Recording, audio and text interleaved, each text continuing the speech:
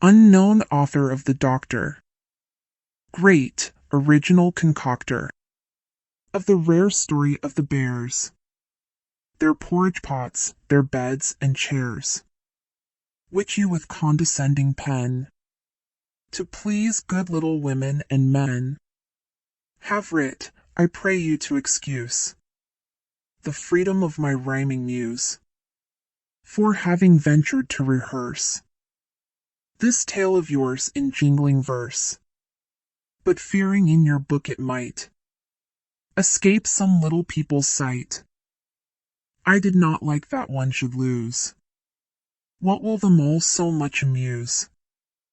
The rob that smiles, so Shakespeare wrote, steals something from the thief. I quote this line in hope that you will smile upon this little book the while you turn the leaves and pictures view, which a young skilful artist drew, who, quite delighted with the story, employed his pencil con a move, thus hoping, Sir, I've but to state that it, with admiration great and much respect, I dedicate to you, and am, whatever your name, which some day will be known to fame, though hidden now from public ken. Your humble copyist, July, 1837. Gn. The Three Bears.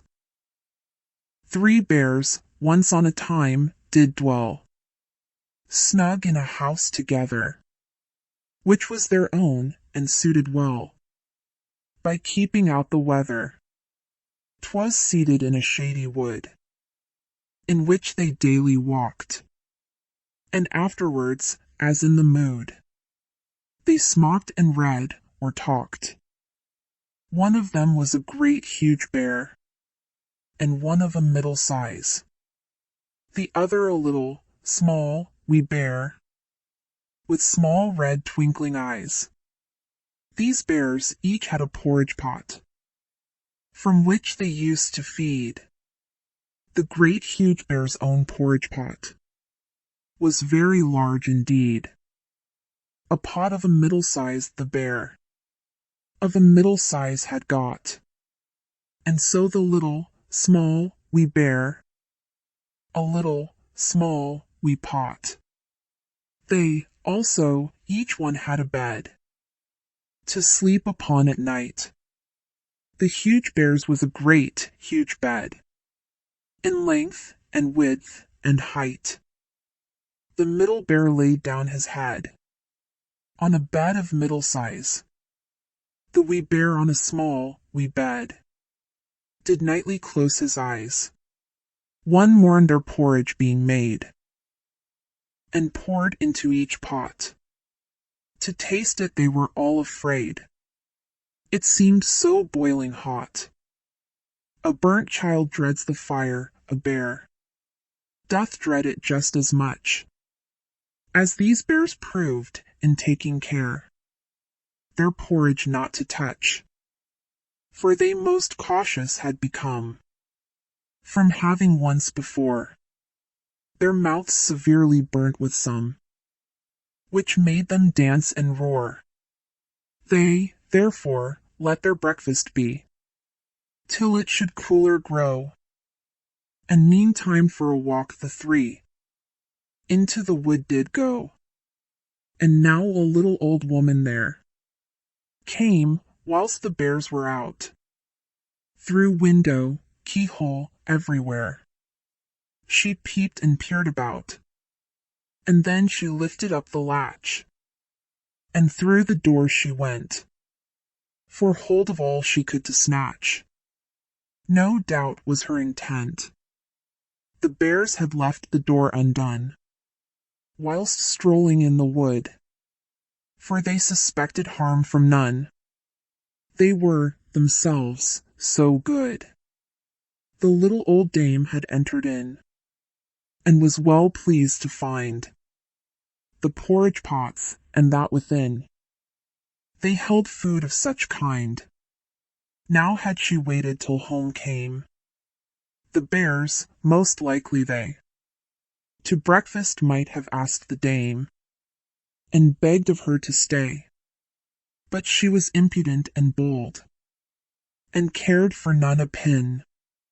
So quickly of a spoon laid hold, the porridge to dip in, and first out of the great bear's pot, the porridge she did taste, which proving to be very hot, she spat it out in haste. She burned her mouth, at which half mad, she said a naughty word it was and bad, as ever could be heard. The middle bear she tasted next, which being rather cold, she disappointed was, and vexed, and with bad words did scold. But now to where the small, wee bear had left his small, wee cup, she came, and soon the porridge there by her was eaten up. A wicked word she spoke again, as wicked as before, because this pot did not contain many a spoonful more. Then down the little old woman sat, within the huge bear's chair, but much too hard for her was that, and so she stayed not there. Next she tried the middle-sized one, and that too soft she found. Then sat the small, wee chair upon, which fitted her all round. Now here for some time sat the dame, till half inclined to snore, when out this wee chair's bottom came, and hers came on the floor. A wicked word about this too she spoke, then went upstairs, and poked her ugly head into the bedroom of the bears, and down upon the huge bear's bed she lay, which was too high to suit her little ugly head, which easy could not lie. Then to the middle bear she goes, and quick upon it got, but at the foot too high it rose, and so she liked it not. Now down upon the small wee bed she lay, and it was quite the thing, both at the foot and head, and fitted her just right. Thus finding that it suited well, within the clothes she crept, then soon into a slumber fell, and snug and soundly slept, although the morning sun shone bright, and birds did sweetly sing. She slept as if it had been night. This sad, old, lazy thing. The three bears in their jackets rough now came in from the wood, thinking their porridge long enough to cool itself had stood. Somebody hasn't my porridge been, the huge bear's gruff voice cried, for there the spoon was sticking in, which he left at the side. Somebody hasn't my porridge been. Then said the middle bear, for also in his pot was seen the spoon, which made him stare.